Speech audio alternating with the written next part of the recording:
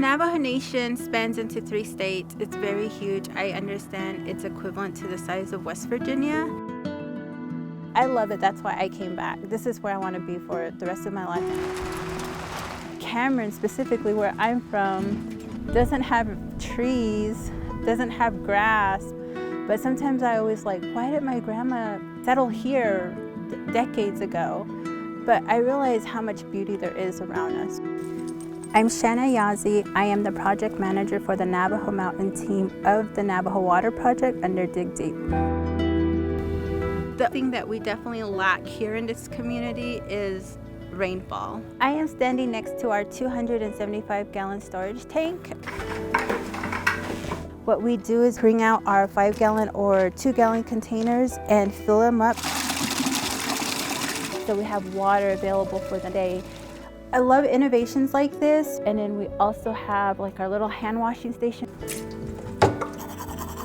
Water conservation is pretty much, I would say, is equivalent to survival mode for us on a daily basis. Ever since I was young, I never had running water.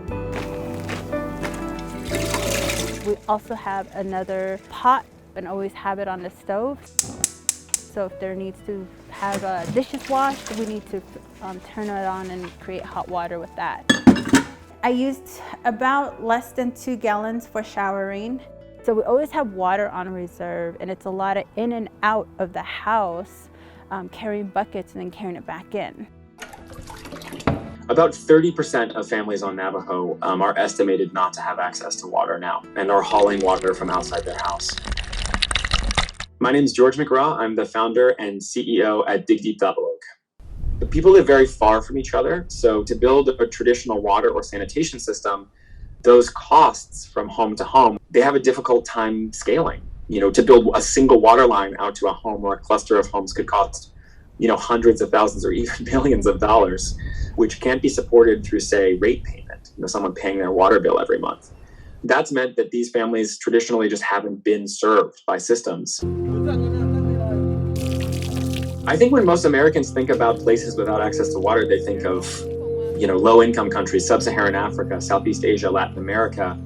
They don't realize that, right here in the US, the richest democracy on earth, we have 2.2 million Americans at least, who wake up and haul water from outside their home. They don't have a tap or a toilet, the things the rest of us take completely for granted.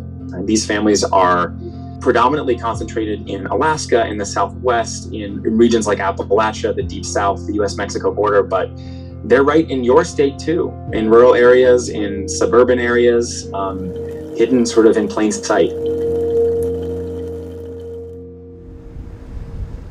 DigDeep's Navajo Water Project helps people get access to hot and cold running water in their homes, just like the rest of us enjoy.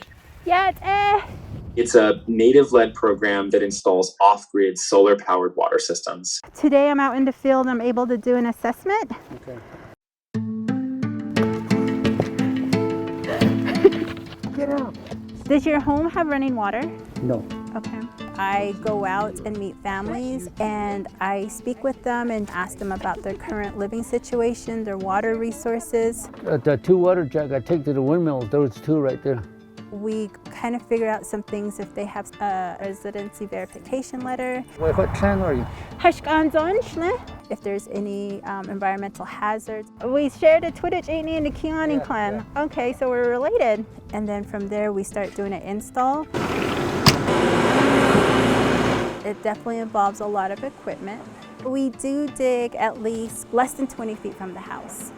Because we are running off of a solar grid, we don't have a lot of power to run anything longer than that. And we excavate at least 6 feet down, so it's below the freezing line. And getting all that done within 3 to 4 hours. Once we get it installed, that's how people learn about us, and they'll call me or they'll email me. He lives further this way? I'm just going by Navajo directions. It's kind of like a scavenger hunt. I have to show her around where the people really needed water. This is my mother, Amelia Horse. There's actually more homes that I didn't know about that my mom was able to show me and tell me who they are, how many people live there, etc. Well, the guys came and they finished, and They showed me how to do it, and I was excited, to press that button.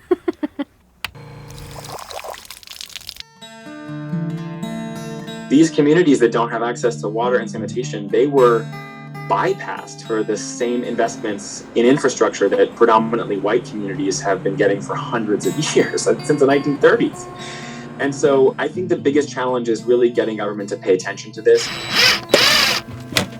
and to make a level of investment to grind this number down to zero, to make it so that there's no American falling into the water gap anymore. They're grateful. They're really happy that we installed these and we got them running water instead of them having to go out and get water. We'll see ya. I think it's a humbling experience. We're supposed to do that. I shouldn't have to have people thank me. We're all supposed to be helping each other. It's definitely something that I appreciate and I take home with me and thinking like, yes, I did something good today for somebody.